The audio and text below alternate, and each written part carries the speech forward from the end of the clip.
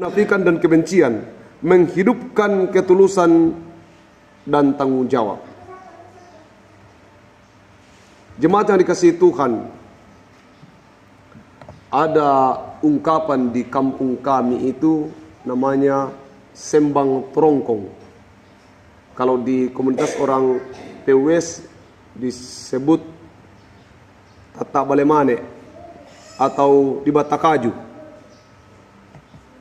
Sikap ini atau cara hidup orang seperti ini sepertinya pedis, tidak terlalu menyenangkan.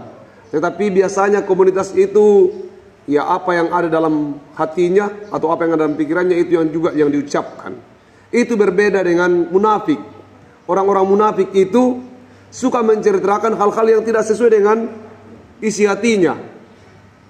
Biasanya berteman dengan orang-orang Bamban itu, kalau bahasa Indonesianya mungkin to the point. To the point.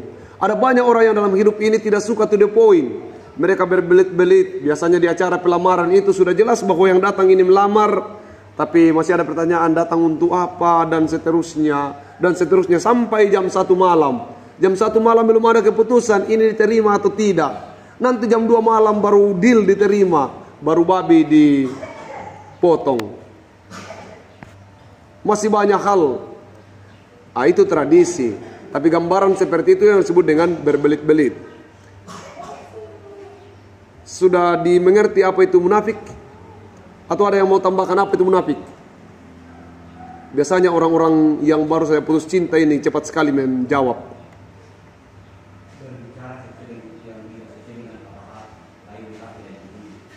Lain di hati, lain di bibir. Itu munafik. Itu yang sebenarnya sedang dikritik Yesus terhadap kehidupan Yudas. Dia kelihatan kalau apa yang diucapkan itu benar, bahwa itu penting bagi orang-orang miskin. Tetapi Yesus tahu bahwa itu hanya di mulutnya, di hatinya berbeda dengan yang di mulutnya. Ada banyak orang seperti itu. NATO, no action theory only. Hanya jago berbicara, tetapi pada kenyataan tindakan yang nyata tidak ada. Hari Minggu kemarin, 1 minggu yang lalu, kami kehilangan orang tua yang kami kasihi. Tetapi hari itu saya harus melayani di hari Minggu sebelum pulang. Kenapa? Karena pesan orang tua saya, jangan pulang sebelum selesai pelayanan. Maka saya harus naik ke mimbar. Sekalipun air mata saya harus jatuh karena sedih, tetapi saya harus mempertahankan diri sebagai seorang pendeta. Harus berbeda mengalami duka dengan yang lain. Memang kita harus menangis, tapi tidak boleh hilang pengharapan. Kalimat itu sering saya ucapkan kepada orang. Dan ketika saya mengalami hal yang sama, saya harus hidup di dalam apa yang saya katakan. Dan ternyata itu yang saya minta ke Tuhan, dan semuanya boleh dijalani dengan baik. Jemaat yang dikasihi Tuhan, mematikan kemunafikan dan kebencian. Ada banyak orang yang tidak memahami arti yang disebut dengan maaf. Okelah Yudas salah dan akhirnya kemudian mencuri. Tapi ada banyak orang yang tidak tahu memaafkan orang lain. Tolong dimaafkan. Kasihan kalau tidak dimaafkan. Tidak bisa pendeta. Terlalu sakit. Susah sekali untuk memaafkan. Akhirnya kebencian itu, ketidaksukaan itu berjalan dan dipelihara dalam hidupnya sepanjang masa. Pertanyaannya, memaafkan itu bukan menguntungkan orang yang bersalah, bukan. Memaafkan itu menguntungkan orang yang memaafkan. Jadi banyak orang tidak bisa memaafkan orang lain karena dia pikir, kalau saya maafkan dia, untung dia. Saya yang rugi. Justru ketika kita tidak mampu memaafkan orang lain, pada saat itu juga sesungguhnya kita merugikan diri sendiri. Satu orang bisa merusak kehidupanmu sepanjang hari, tapi kalau kau mampu memaafkan, kalau kita mampu memaafkan orang itu, maka orang itu tidak akan mempengaruhi kehidupanmu. Kalau seseorang itu punya salah besar kepada kita, lalu kemudian dia hadir dalam sebuah pesta, pesta akan menjadi tidak berarti. Karena hati dan pikiran kita, kemarahan kita, kecemburuan kita, kebencian kita akan fokus kepada dia. Dan siapa yang rugi? Kita yang rugi. hanya karena persoalan kehadiran satu orang, maka suasana yang seharusnya bahagia itu berubah menjadi tidak bahagia. Jemaat yang dikasihi Tuhan, berapa besar yang harus digunakan oleh Maria untuk meminyaki Yesus saat itu? Seharga 300 dinar. 1 dinar itu seupah dengan 1 hari kerja. Jadi kalau untuk kita 100.000 itu berarti sekitar 30 juta.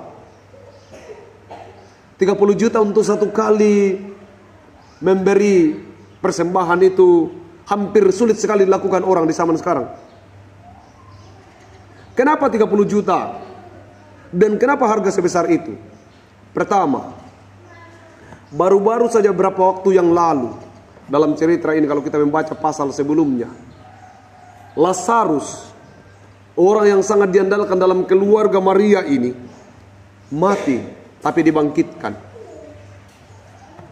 Dalam tradisi Yahudi bahwa sebuah keluarga tanpa laki-laki itu tidak bernilai, tidak ada artinya, karena di sana itu memegang atau memahami budaya yang disebut dengan patriarkal, bahwa laki-laki lah yang paling penting, laki-laki yang paling utama. Ketidakadaannya atau kalau laki-laki tidak ada di sebuah keluarga, maka keluarga itu sebesar apapun tidak akan bernilai.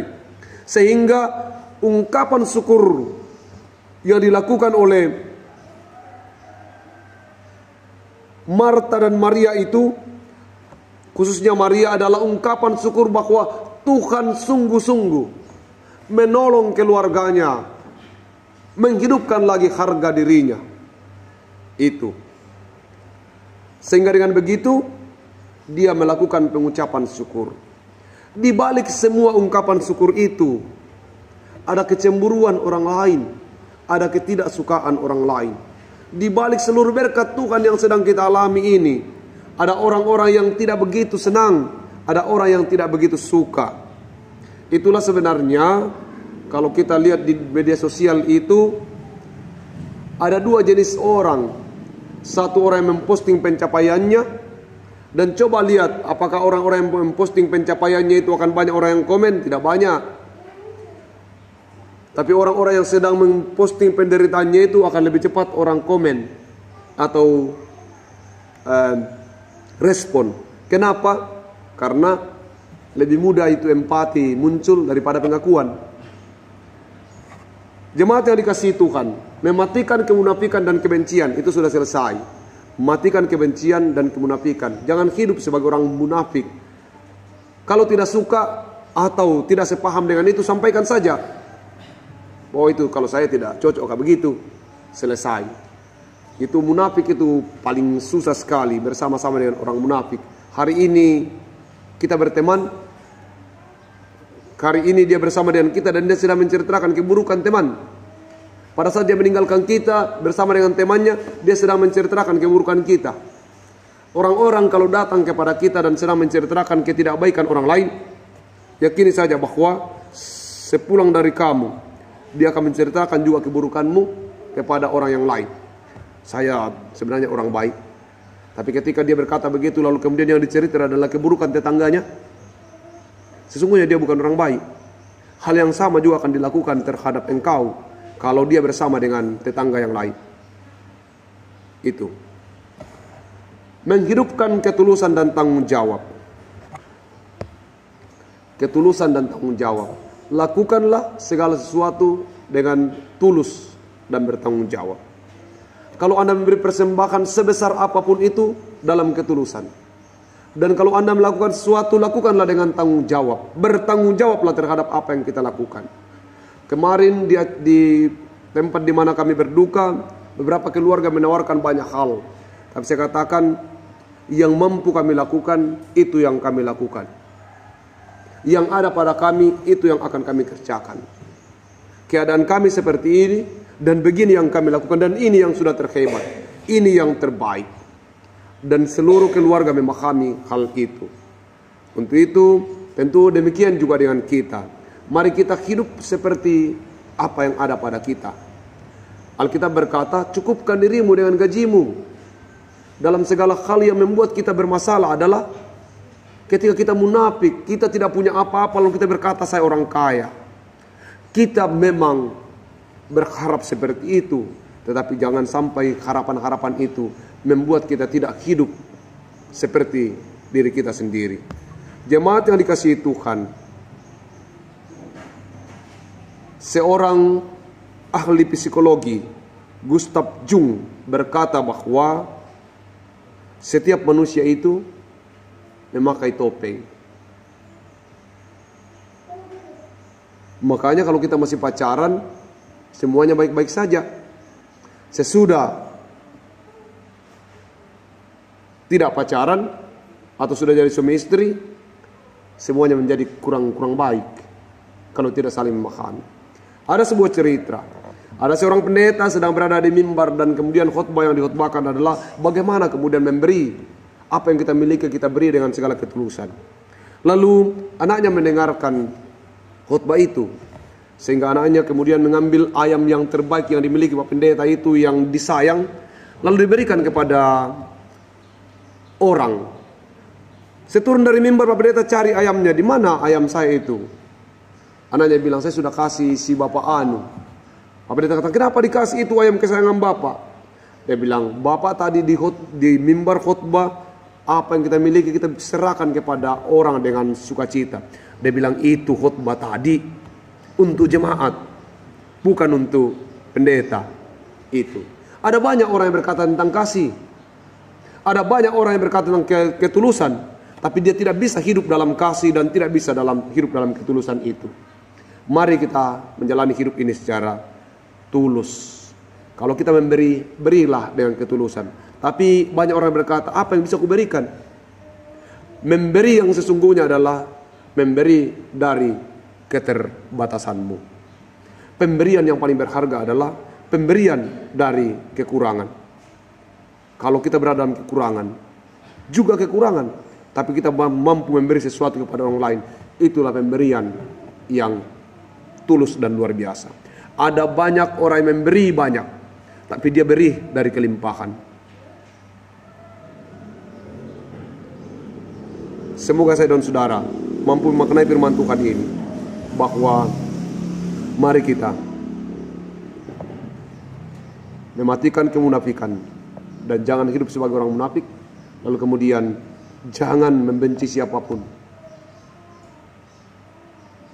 Supaya kita tidak bisa membenci siapapun, sampaikan kalau ada seseorang yang melakukan hal yang membuat kita tidak senang.